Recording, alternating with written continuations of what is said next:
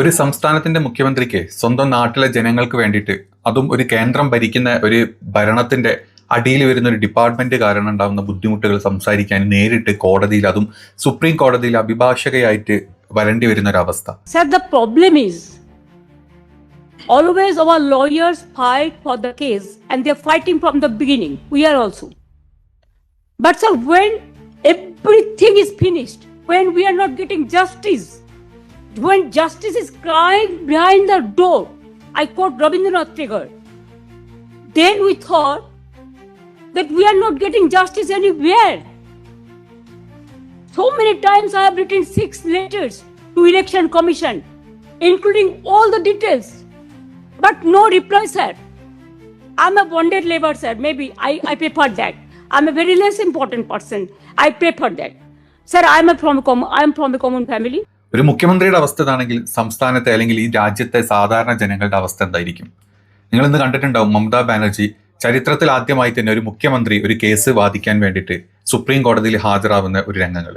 അവർ പറഞ്ഞിട്ടുള്ള ഒരു കാര്യം മാത്രമാണ്, വെറും വാട്സപ്പ് ഏജൻസി, അതായത് ഇലക്ഷൻ കമ്മീഷനെ വാട്സപ്പ് കമ്മീഷനെ പോലത്തെ ഇത്തരത്തിലുള്ള കമ്മീഷനുകളെ നിയമിച്ചിട്ട് രാജ്യത്തെ എല്ലാ തരത്തിലുള്ള, അതായത് ഒരു ഇലക്ഷൻ എന്നുള്ള രീതിയിൽ മാത്രമല്ല രാജ്യത്തിന്റെ ഭരണഘടന വരെ മാറ്റുന്ന രീതിയിലോട്ട്, അല്ലെങ്കിൽ ഒരു ജനാധിപത്യത്തിനെ തന്നെ ഇല്ലാണ്ടാക്കുന്ന രീതിയിൽ മുന്നോട്ട് പോകുന്ന ഈ ഒരു വാട്സപ്പ് കമ്മീഷനെ വെച്ചിട്ട് ഈ രാജ്യത്തെ ഇല്ലാണ്ടാക്കരുത് എന്നും പറഞ്ഞിട്ടായിരുന്നു അവരുടെ വാദം.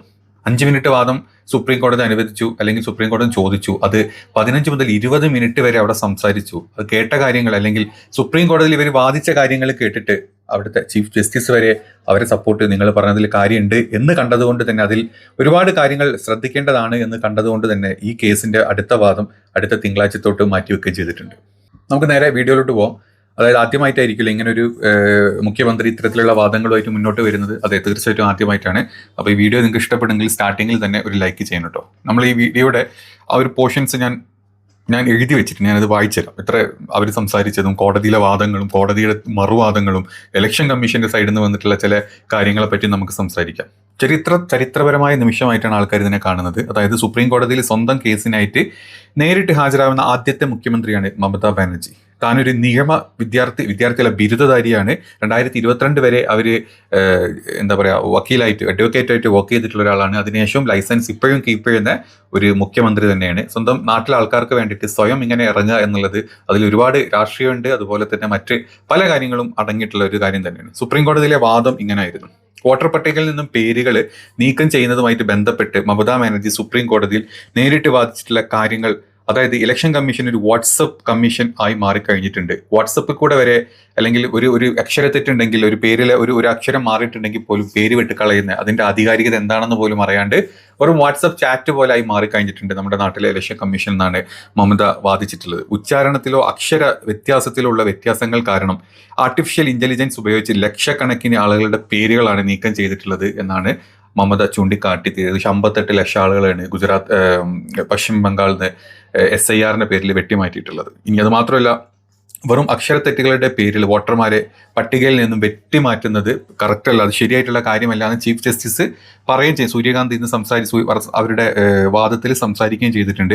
ഇനി വോട്ടർ പട്ടികയിൽ നിന്ന് പേര് വെട്ടൽ, അതായത് ബംഗാളിൽ ഏകദേശം 58 ലക്ഷം ആളുകളുടെ പേരാണ് വെട്ടി നീക്കിയിട്ടുള്ളത് മമത അവകാശപ്പെടുന്നത്. ഇതിൽ ജീവിച്ചിരിക്കുന്ന പലരുടെയും പേരിടും മരിച്ചതായിട്ട്, അത് നമ്മൾ കർണാടകയിലും കണ്ടിട്ടുണ്ട് അല്ലേ, പല സ്ഥലത്തും നമ്മൾ കണ്ടിട്ടുണ്ട് മരിച്ചവരായിട്ട് രേഖപ്പെടുത്തുക ഉണ്ടായിട്ടുള്ളത്. ഇതിലെ ഏറ്റവും വലിയ ചിന്തിക്കേണ്ട ഒരു കാര്യം, അതായത് ഈ സ്ഥലത്ത്, ഈ മമത ഈ പറയുന്ന സ്ഥലങ്ങളിൽ ഏകദേശം 40,000 മുതൽ 70,000 വരെ അവിടുത്തെ തൃണമൂൽ കോൺഗ്രസ് ജയിച്ച് നിൽക്കുന്ന മണ്ഡലങ്ങളിലാണ് വോട്ടുകൾ വെട്ടിയിട്ടുള്ളത്. അതേ സ്ഥാനത്ത് BJP ജയിച്ച് നിൽക്കുന്ന മണ്ഡലങ്ങളിലെ വോട്ടുകളുടെ വെട്ടിയ എണ്ണം വെറും 1000 മാത്രമാണ്. അതേ സ്ഥാനത്ത് ഇവിടെ 10,000 വോട്ടുകൾ വെട്ടി 58 ലക്ഷം വോട്ടുകൾ വെട്ടിമാറ്റിയിട്ടുള്ളത്. കഴിഞ്ഞൊരു പത്രസമ്മേളനം നടത്തിയിട്ടുണ്ട്. ആ സമയത്ത് തൃണമൂൽ കോൺഗ്രസ് ജയിച്ച മണ്ഡലങ്ങളിൽ 40,000 മുതൽ 70,000 പേരുകൾ വെട്ടി, BJP ജയിച്ച സ്ഥലങ്ങളിൽ വളരെ കുറച്ച് 1000 മാത്രമേ വെട്ടിയിട്ടുള്ളൂ.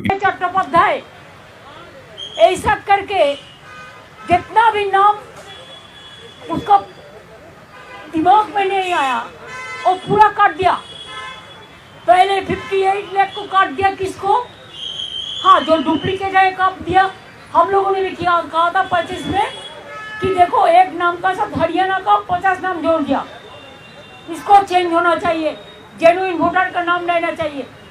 लेकिन ये लोगों ने क्या किया, ये लोगों ने AI को बैठा के जो डॉटर जो हमारा बेटी को शादी होता है तो ससुरालय जाता है कि वो शिफ्टेड किया है, उसका एड्रेस बस कैंसिल। अभी जो डॉटर ससुरालय जाते हैं ये हमारा परंपरा है, बहुत सारे टाइटल चेंज करता है। जो टाइटल चेंज किया हस्बैंड का साथ उसको भी कैंसिल कर दिया। एंटी वुमेन यंग जनरेशन को नहीं इंक्लूशन कर रहा है, माइनॉरिटीज को छोड़ दो तो पूरा निकाल दिया। हमारा पास आया, इन्होंने BLO, इनका घर का था हाजा टाइबल मैन, टाइबल माझी मंडी माझी, देखो टाइबल है। SC देखिए मुर्मू है, भौमिक गुरु भट्टाचार्य। अच्छा आपने पपुलर चंद्र जी SC आपने SC नंदलाल राम। देखिए ये लोग माइनॉरिटीज का है।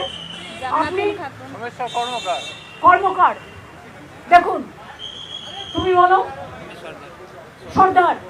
তাহলে বুঝতে পারছেন মুসলিম দুজন কিন্তু হিন্দু কজন, যারা হিন্দু মুসলমান করে। শিডিউল কাস্টটা মানুষ না, শিডিউল কাস্ট क्या जनता। ഇനി തെരഞ്ഞെടുപ്പ് കമ്മീഷനുമായിട്ടുള്ള തർക്കത്തിനെ പറ്റി ഇതിൽ പറയുന്ന കാര്യങ്ങൾ, അതായത് മുഖ്യ തെരഞ്ഞെടുപ്പ് കമ്മീഷൻ തന്നോട് മോശമായിട്ട് പെരുമാറിയെന്നും ഒരു അടിമയെ പോലെ തന്നെ കണ്ടുവന്നുമാണ് മമതാ ബാനർജി യോഗത്തിൽ പറഞ്ഞിട്ടുള്ളത്. അത് കഴിഞ്ഞ് പത്രസമ്മേളനത്തിൽ നാളെ ഇറങ്ങിപ്പോകുന്ന രംഗങ്ങളും നമുക്ക് കാണാൻ പറ്റുന്നുണ്ട്. പിന്നെ അവർ ചോദിക്കുന്നുണ്ട്, അതായത് ഈ പറഞ്ഞ ബംഗാളിൽ നിന്ന് ഒരുപാട് ആളുകൾ ക്രോസ് ചെയ്ത് വരികയാണ്, അല്ലെങ്കിൽ ബംഗ്ലാദേശിൽ ആളുകൾ ക്രോസ് ചെയ്ത് വരികയാണ്, അവരെല്ലാം മമതാ ബാനർജി വോട്ടിന് കയറ്റുകയാണെന്ന് പറഞ്ഞ് ഈ പറഞ്ഞ ബോർഡറിൽ, ഈ പറഞ്ഞ മമതാ ബാനർജി ബംഗാൾ ബോർഡറിൽ മമതയുടെ പോലീസ് അല്ല ഉള്ളത്. ആ ബോർഡറിൽ നമ്മുടെ BSF നമ്മുടെ സൈന്യമാണുള്ളത്. അതായത് ഒരു രാഷ്ട്രീയം ഒരു ഇല്ലാത്ത നമ്മുടെ ഇന്ത്യയുടെ സൈന്യമാണുള്ളത്. അപ്പൊ അതിലൂടെ കയറി വരുന്നുണ്ട് ആളുകൾ. അവരെല്ലാവരും കൂടെ മമത പേര് മാറ്റിയിട്ട് സ്വന്തം പേരിന് അല്ലെങ്കിൽ സ്വന്തം വോട്ടിംഗ് ഇടൂ എന്ന് പറയുന്നത് തന്നെയുള്ള വിരോധാഭാസം എത്രത്തോളം ഉണ്ടെന്ന് ചിന്തിക്കണമെന്നാണ് മമതാ ബാനർജി പറഞ്ഞത്. ഇനി മാത്രമല്ല, ഈ BLOമാരുടെ ഇഷ്യൂസ്, അതായത് മൈക്രോ ഒബ്സർവർമാരുടെ ഉദ്യോഗസ്ഥന്മാരുടെയും സമ്മർദ്ദത്തിനെ പറ്റി മമത ഇന്ന് കോടതിയിൽ സംസാരിച്ചിട്ടുണ്ട്. BJP ഭരിക്കുന്ന സംസ്ഥാനങ്ങളിൽ നിന്നുള്ള മൈക്രോ ഒബ്സർവേഴ്സ് ആണ് ഏറ്റവും കൂടുതൽ പ്രാദേശിക ഉദ്യോഗസ്ഥരുടെ മേലെ അധികാരം കാണിച്ചിട്ട് പേരുകൾ വെട്ടാൻ ട്രൈ ചെയ്യുന്നത്. അങ്ങനെ ആത്മഹത്യ ചെയ്ത ആളുകളുടെ ലിസ്റ്റ് വരെ മമത ഈ കോടതിയിൽ നിന്ന് നിരത്തിയുണ്ടായിട്ടുണ്ട്. ഇനി ഈ വോട്ടർമാരുടെ പുതുക്കുന്ന പട്ടികയിലെ അതായത് മാക്സിമം BLOമാർക്ക് ഫോഴ്സ് കൊടുത്തിട്ട് അതിൽ പ്രോപ്പറായിട്ടുള്ള ഒരു ചെക്കിങ്ങിനോ അല്ലെങ്കിൽ കാര്യത്തിനോ നിൽക്കാണ്ട് പേരിൽ ചെറിയ മാറ്റം വന്നു, അഡ്രസ്സിൽ അച്ഛൻ്റെ പേരിന് പകരം ഭർത്താവിൻ്റെ പേര് വന്നു എന്നുള്ള രീതിയിൽ ഇവരെ പ്രഷർ ചെയ്തിട്ടാണ് വോട്ടുകൾ പലതും വെട്ടിമാറ്റിയിട്ടുള്ളത് എന്നും കൂടെ മമത ഇന്ന് കോടതിയിൽ സംസാരിച്ചിട്ടുണ്ട്. ഇങ്ങനെ ഈ SIRൽ കാണിക്കുന്ന തിരിമറികൾ കാണിച്ചുകൊണ്ട് പല സംസ്ഥാനങ്ങളുണ്ട്. മമത ചോദിച്ചിട്ടുള്ളൊരു കാര്യം, ബംഗാളിലും SIR ഉണ്ട്, തൊട്ടപ്പുറത്ത് അസാമിൽ SIR ഇല്ല, അസാമും BJP ഭരിക്കുന്നതാണ്. അവിടെ എങ്ങനെ വോട്ട് കുത്തിക്കയറ്റണം എന്ന് അവർക്കറിയാം. അപ്പോൾ പിന്നെ SIRന്റെ ആവശ്യം അവിടെ ഇല്ല.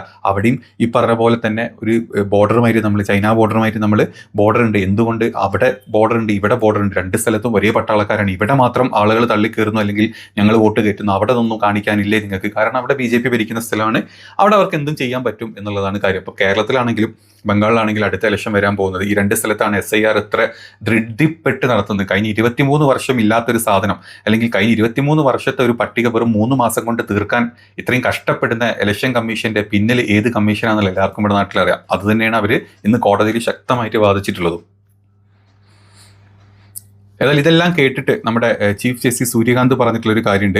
പ്രാദേശിക ഭാഷയിലെ ഉച്ചാരണ വ്യത്യാസങ്ങൾ, ചെറിയ അക്ഷരത്തെറ്റുകളൊന്നും ഒരു വോട്ടർമാരുടെയും വോട്ടവകാശം നഷ്ടപ്പെടുത്താനുള്ള ഒരു അവസരമായിട്ട് കാണരുത് എന്ന് കോടതി ഇന്ന് തീർച്ചയായിട്ടും ഉറപ്പ് നൽകിയിട്ടുണ്ട്. അർഹമായിട്ടുള്ള ഓരോ പൗരനും പട്ടികയിൽ നിന്ന് പുറത്തു പോകാനുള്ള ഒരു രീതിയിലുള്ള പ്രവർത്തനങ്ങളും ഇലക്ഷൻ കമ്മീഷന്റെ ഭാഗത്ത് നിന്ന് വരാൻ പാടില്ല. അതിനുള്ള നോട്ടീസ് ഇലക്ഷൻ കമ്മീഷനിൽ നിന്ന് അയച്ചു. അതുപോലെ തന്നെ തിങ്കളാഴ്ച ഇതിന്റെ മറുവാദം കേൾക്കും എന്നുമാണ് സുപ്രീം കോടതി എന്നുള്ള വാദം. ഇനി തെരഞ്ഞെടുപ്പ് കമ്മീഷന്റെ നിലപാട് ഇക്കാര്യത്തിലൊക്കെ തെരഞ്ഞെടുപ്പ് കമ്മീഷൻ പറഞ്ഞിട്ടുള്ളത് ഈ ആരോപണങ്ങളെല്ലാം നിഷേധിച്ചിട്ടുണ്ട്. അത് മുമ്പേ നിഷേധിച്ചിട്ടുണ്ട്.